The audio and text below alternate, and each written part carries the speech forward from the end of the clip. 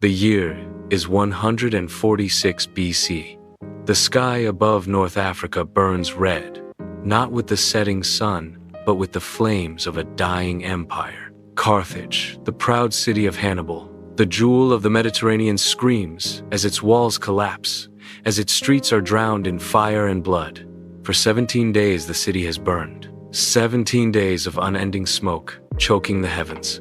17 days of women and children trapped in cellars, of warriors carving weapons out of broken furniture, of old men fighting with nothing but their bare hands. And outside the walls, Rome stands, relentless, unyielding, watching with cold eyes as their greatest rival is reduced to ashes. This was not just another war. This was vengeance. This was annihilation.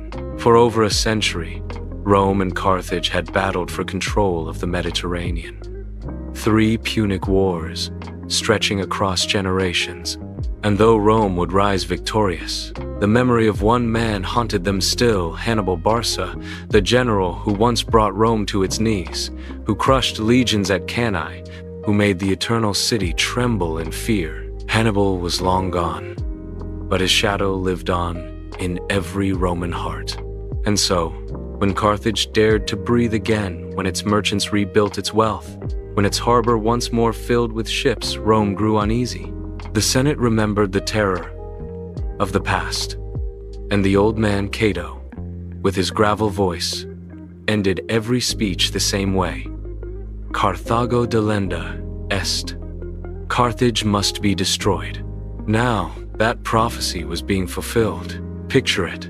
The Roman legions, arrayed like an iron tide at the city's gates, siege towers rolling forward, great battering rams shattering the once proud walls, the ground trembling with the roar of catapults, flames licking the sky as the defenders hurl down boiling oil, stones, and arrows in desperation.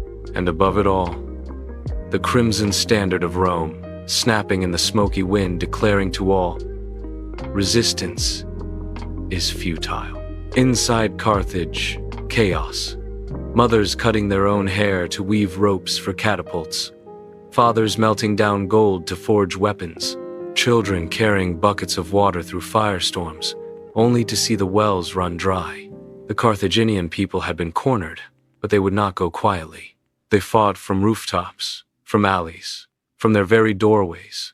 It was not an army against an army, it was a city against extinction. But extinction was what Rome demanded. For days, the fighting raged from wall to wall, from street to street, until the heart of Carthage itself, the citadel of Bursa, became the last desperate refuge. And here, among the flames and corpses, the final stand would be made. Men, women, and slaves alike fought side by side, each knowing there would be no tomorrow. The question remains, why? Why did Rome, already the master of the Mediterranean, not simply conquer but erase Carthage? Why did they sow its fields with salt, so nothing would grow again? Why did they choose annihilation, not mercy? This is the story of fear and pride, of vengeance carried across generations, of the final siege that erased Carthage from the map and turned the Mediterranean into Rome's lake. To understand the burning of Carthage, we must travel back more than a century, back to the dawn of the Punic Wars, when Rome was still a republic struggling for survival, and Carthage was the wealthiest city in the known world. Carthage was a titan of trade, its ships dominating the seas, its merchants carrying wealth from Spain to Sicily, from Africa to the Levant. Its harbors were engineering marvels, double-ringed docks that could hold hundreds of warships, warehouses overflowing with grain, silver, and gold. If Rome was a nation of soldiers, Carthage was a nation of sailors and merchants. And yet, when war came, Carthage could call forth mercenary armies larger than any legion, bolstered by its fearsome war elephants, towering beasts that made men tremble at their charge. For decades, the two powers tolerated each other, divided by sea, competing for influence. But the island of Sicily, a jewel at the heart of the Mediterranean, became the spark. From 264 BC onward, Rome and Carthage clashed in a struggle that would last more than 100 years. The First Punic War ended in Roman victory, but it was the Second Punic War that etched itself into eternity. And it was here that Hannibal Barca rose. Imagine him, a boy sworn by his father to eternal hatred of Rome, a commander who led his army across the Alps, through snow and ice, with war elephants at his side. At Trebia, at Trasimene, and most famously at Cannae, he shattered Roman armies again and again, slaughtering tens of thousands in battles still studied today. For years, Hannibal stood undefeated on Italian soil, and for years, Rome lived in terror. Even when Rome finally triumphed at Zama in 202 BC, when Scipio Africanus broke Hannibal's spell and forced Carthage into submission, the memory did not fade. Rome never forgot what it was like to kneel under fear. They never forgot how close they came to extinction. And that memory festered like a wound. After Zama, Carthage was bound by treaty. It lost its overseas empire, its fleet, and its independence in foreign policy. For 50 years it existed in the shadow of Rome, humbled but not destroyed. And though Carthage turned inward, rebuilding through trade and industry, its success once more stirred Roman suspicion. The city's merchants grew rich, its harbor bustled again, its fields bloomed with prosperity. To Rome, this was intolerable, for if Carthage could recover once, could it not rise again? Could another Hannibal not be born among its people?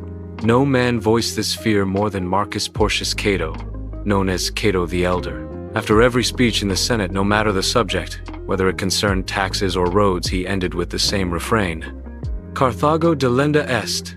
Carthage must be destroyed. And so, as the Third Punic War loomed, Rome's motives were not of necessity, but of obsession.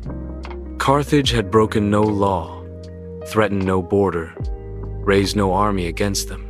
Yet suspicion and memory, pride and vengeance demanded its erasure. This is what makes the siege of Carthage not merely a battle, but a reckoning. It was not about survival. It was about legacy. Rome could not abide the ghost of Hannibal. Rome could not live in a world where Carthage might one day rise again. The Mediterranean was no longer wide enough for two powers. Only one would remain. The drums of war had begun to beat once more. By 149 BC, the fragile peace that had lasted for half a century finally shattered. Rome delivered its demands. Carthage must disarm, surrender all weapons, and even abandon its own city to move inland, far from the sea that had sustained its power. To the Carthaginians, this was not a treaty, it was a death sentence. To leave their city was to erase themselves. And so, with bitter resolve, they chose defiance. Carthage was not what it had been in Hannibal's day. Its navy was gone, its mercenary armies disbanded, its territory reduced. But what remained was still a proud people, a city of nearly 500,000 souls, unwilling to accept annihilation without a fight. If Rome demanded their lives, then Rome would pay for every street, every stone, every drop of blood. The preparations were desperate yet heroic. Picture the great city, once bustling with trade, now turned into a forge of war. Every smithy burned day and night, melting bronze into arrowheads, hammering iron into spears. When the iron ran out, they melted down statues, cooking pots, anything that could hold a blade. Women cut their hair to weave ropes for catapults. Children gathered stones for slings.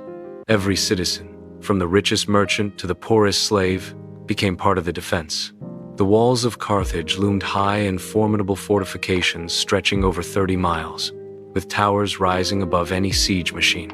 Behind them, 3 lines of walls enclosed the city like rings of steel. If Carthage was to fall, it would not fall easily. And yet, outside those walls, the might of Rome gathered like a storm. The Senate entrusted command to Publius Cornelius Scipio Aemilianus, the adopted grandson of Scipio Africanus, the man who had once defeated Hannibal. Young, ambitious, and carrying the legendary name of Scipio, he bore the weight of Rome's vengeance on his shoulders. Before him stood nearly 80,000 Roman soldiers, seasoned veterans of countless wars, legions drilled with iron discipline. The contrast could not have been sharper. Inside, desperation, courage, and dwindling hope. Outside, precision, order, and an empire's unshakable will. When the siege began, Carthage fought with ferocity that stunned even the Romans. They launched fire ships into the Roman fleet, burning galleys in the harbor. They sallied out in daring raids, cutting down legionaries and vanishing back behind the walls. In the streets, they built barricades of rubble and corpses, determined to make every inch of ground cost Rome dearly. But Rome had time. Rome had patience. Rome had learned from Hannibal that endurance was its greatest weapon. The legions settled into the slow grind of starvation and destruction. They built siege towers and battering rams. They cut off supply lines. They strangled Carthage street by street, wall by wall. Still, inside the city, the spirit of resistance blazed. Mothers whispered to their children of past glories, of Hannibal crossing the Alps, of victories that once humbled Rome. Fathers swore oaths on the ashes of their ancestors, vowing to die before surrender. Even as the flames licked at their homes, even as disease spread and hunger gnawed, the Carthaginians chose to fight on. It was more than a battle now. It was the survival of a people's memory. It was the final echo of Hannibal's legacy.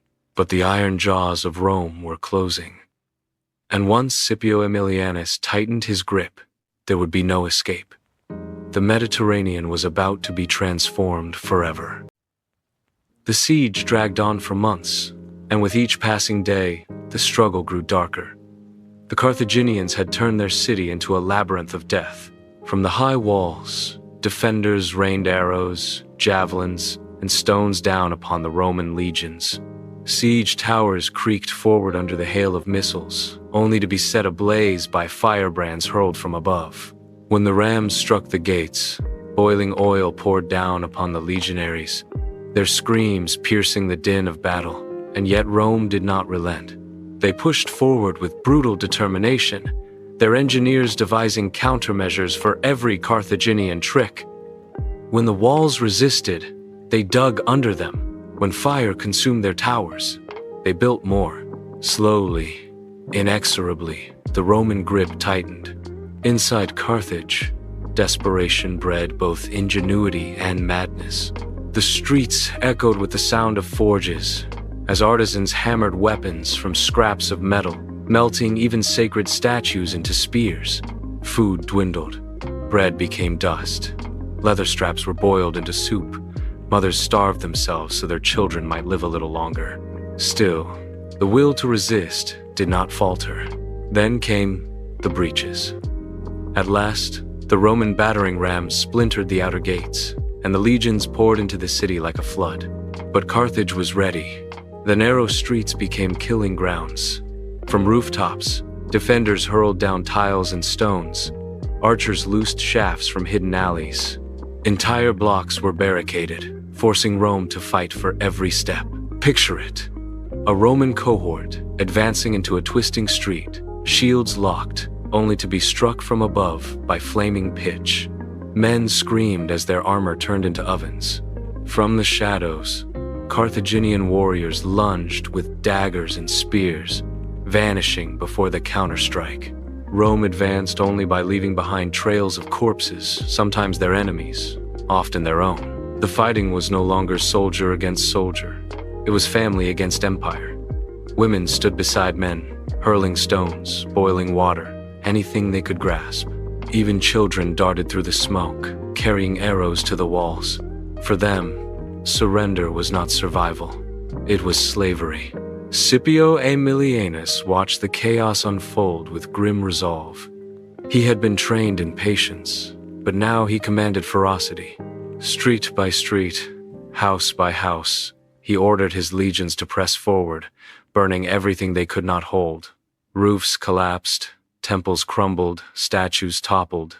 Carthage, once a marvel of trade and culture, was being unmade stone by stone. And then, the defenders withdrew to their final refuge, the Bursa. The citadel rose above the city like a last defiant fist. Within its towering walls, thousands gathered. Soldiers, priests, mothers clutching their children. They barricaded the gates with rubble and corpses, swore oaths of death, and prepared for their last stand. The assault on the Bursa was apocalyptic. Roman catapults thundered, hurling stones that shattered walls and crushed bodies. Siege towers loomed, disgorging legionaries onto the battlements. Below, rams hammered the gates until they burst. The clash became a storm of steel and fire, the screams of the dying rising above the roar of flames. Inside, the defenders fought with a fury born of despair. Carthaginian warriors leapt from rooftops onto Roman formations, dragging enemies down with them in suicidal attacks.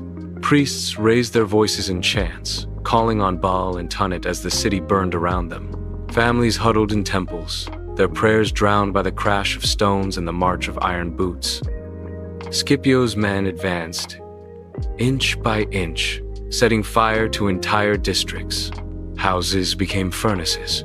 The flames leapt from roof to roof until the night sky glowed with the light of an inferno. For 17 days, Carthage burned without rest. 17 days of smoke rising so high it was said sailors could see it from across the sea. At last, the resistance collapsed. The Bursa fell, and what followed was slaughter. Tens of thousands were cut down where they stood. Others, too weak to fight, were dragged into slavery. Temples were stripped, treasures carried away, and the sacred heart of Carthage torn open. Yet even in victory, Scipio Aemilianus felt no triumph. Ancient sources say that as he gazed upon the ruins, as the flames devoured the once great city, he wept. He whispered words from Homer, "The day will come when sacred Troy shall perish, and Priam and his people shall be slain." For in Carthage's death, he glimpsed Rome's future. The city was gone, its walls leveled, its harbors filled with earth. 50,000 survivors were led away in chains. And the land itself was cursed. Legend says Rome scattered salt upon the soil so nothing would grow again. Carthage, the eternal rival, was no more. When the smoke cleared and the ashes settled, one question remained. Why? Why did Rome, already the unrivaled master of the Mediterranean, choose to erase Carthage completely? Why not spare the city, as they had spared so many others? Why not simply turn it into another province, another tributary, another jewel in Rome's growing empire? The answer lies not in logic alone, but in memory, in pride, and in fear. For the Romans, Carthage was no ordinary enemy. It was the adversary that had once come closest to destroying them. The Punic Wars were not simple contests of territory, they were existential struggles. At Cannae, tens of thousands of Roman soldiers had died in a single day. Entire generations were scarred. Mothers whispered Hannibal's name to frighten their children into obedience. To the Romans, Hannibal was not just a man, he was a ghost that haunted their collective soul. Even after his final defeat and exile, his shadow loomed over Rome. If Carthage could give birth to a Hannibal once, could it not do so again? If Carthage could rebuild its wealth in a mere 50 years, what might it achieve in another century? These questions gnawed at the Roman mind. And so, the war was not about power, it was about prevention. Rome would not risk the return of its darkest nightmare. Here enters Cato, the Elder, the relentless voice of annihilation. By the mid-1st century BC, Cato was already an old man, seasoned by politics and war. He had seen Rome's rise, but also its vulnerabilities. Each time he addressed the Senate, no matter the topic, he ended with the same chilling refrain. Carthago delenda est. Carthage must be destroyed. It became more than a phrase. It became a prophecy, a rallying cry, a psychological drumbeat that convinced Rome's leaders that safety could only be secured by absolute destruction. But there was also pride. Rome's identity rested on dominance. To leave Carthage alive, even as a shadow of its former self, was to admit that another power had once stood as their equal. And Rome could not abide equals. Rome could only abide subjects. The historian Polybius, who was present during the siege as a companion to Scipio Aemilianus, noted that Rome's motives were wrapped in both fear and arrogance. Carthage was no longer a threat in practical terms. It had no navy, no empire, no mercenaries to march across Italy. And yet, Rome moved not with caution, but with obsession. To destroy Carthage was to erase the memory of defeat. To raze its walls and burn its temples was to write, in fire and blood, that Rome alone ruled the Mediterranean.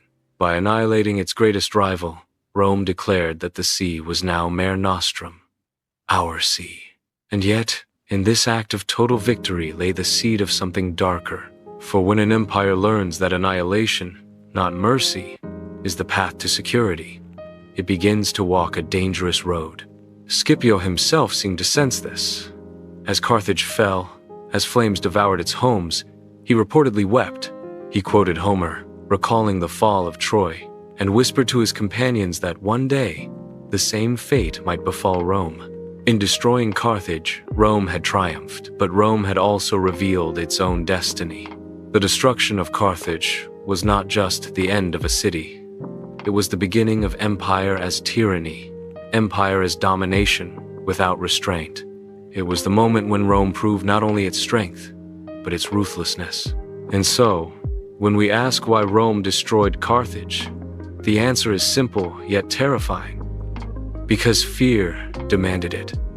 Because pride demanded it. Because history demanded it.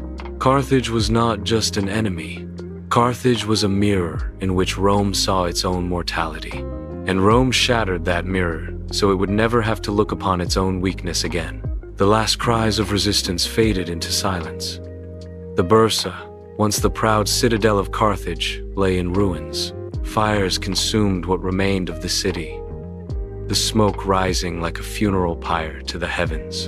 The ground itself seemed to tremble, as if the earth mourned the death of a civilization. When the killing stopped, Rome turned to its final act. The surviving Carthaginians, men, women, and children numbering some 50,000 were herded together and marched away in chains. Families were torn apart, children sold on the auction block, elders beaten into submission. The proud citizens of a once mighty republic became slaves, scattered across the empire they had once rivaled. The city itself was systematically destroyed. Temples were stripped of their treasures, statues toppled, libraries burned, homes leveled. Roman soldiers filled the harbors with earth, burying the very lifeblood of Carthage beneath stone and soil. The city that had once ruled the seas was cut off from the water forever. Legend tells us that the Romans sowed salt into the fields, so that nothing would grow again. Whether true or not, the symbolism is undeniable. Rome wanted not only to defeat Carthage, but to erase it from memory, to make its very soil barren, as if the land itself was cursed. And with this, the Punic Wars ended. After more than a century of struggle, after 3 wars that had spanned continents and generations, the rivalry was settled in the most absolute way possible. Carthage was gone, its name reduced to ash, its people scattered, its empire dissolved into nothing. Rome now stood alone. The Mediterranean, once contested, was now theirs entirely. They called it Mare Nostrum, our sea. The great trade routes that had once enriched Carthage now flowed unchallenged into Roman hands. From Spain to Greece, from Africa to Asia Minor, the shadow of Rome stretched unbroken. But in this triumph, there was also a haunting question. Was this victory, or was it something darker? Rome had not conquered a rival. It had annihilated a civilization. It had chosen fire over mercy, salt over surrender. In the name of security, it had embraced destruction. The Mediterranean was now a Roman lake, yes, but the cost was the death of a people. A city erased, a culture extinguished. In that moment, Rome proved its power, but it also revealed its heart. The year 146 BC marked the end of Carthage. 17 days of fire had consumed a city that once rivaled Rome. Its people lay in chains, its walls reduced to rubble, its harbors buried beneath the earth. The Punic Wars were over, and Rome's supremacy was complete. But history does not forget so easily. For while Rome salted the soil of Carthage, the memory of what they had done could not be buried. Ancient writers recorded the horror, the cries of the enslaved, the temples in flames, the smoke that blackened the sky. The world watched as Rome showed what empire meant. Not coexistence, but domination. Not mercy, but annihilation. Scipio Aemilianus, the general who commanded the final blow, is said to have stood amidst the ruins and wept. He had won the greatest triumph of his age, yet in victory, he saw a vision of the future. He recalled the fall of Troy, destroyed by fire centuries before, and whispered that one day, Rome itself might meet the same fate. And so the fall of Carthage is more than a story of conquest. It is a warning, a reminder that power built on fear and vengeance carries the seed of its own destruction. Rome would go on to conquer lands far beyond the Mediterranean. It would build monuments, roads, and legions that shaped the course of history. But in the ashes of Carthage, we glimpse the cost of empire, the loss of mercy, the silencing of cultures, the erasure of an entire people. Today, when we speak of Carthage, we speak of absence. A city wiped from the map, remembered only through the words of its conquerors. And in that silence, we hear the echo of Rome's choice, the moment it traded compassion for annihilation, security for tyranny. So ask yourself, was Rome right to destroy Carthage? Was this the price of greatness, or the first step toward the arrogance that would one day undo the empire itself? This is the legacy of the siege of Carthage, a story of fire and ruin, of pride and vengeance, of how one civilization's death gave birth to another's dominance. But in the end, all empires burn. And so ends the story of Carthage, consumed by fire, erased by vengeance, and remembered only through the shadows of history. But history lives only if it is told. If this story moved you, if you felt the weight of fire, the clash of empires, the echo of voices long silenced, then join us. Subscribe, share, and keep this journey alive. For here, on Epic History Chronicles, we do not let the past fade. We breathe life into forgotten battles, fallen cities, and legends carved in blood and stone. Tell us in the comments. Was Rome's destruction of Carthage an act of survival or of cruelty? Your voice, like theirs, deserves to be heard. Until the next story, remember, civilizations rise, empires fall, but history endures.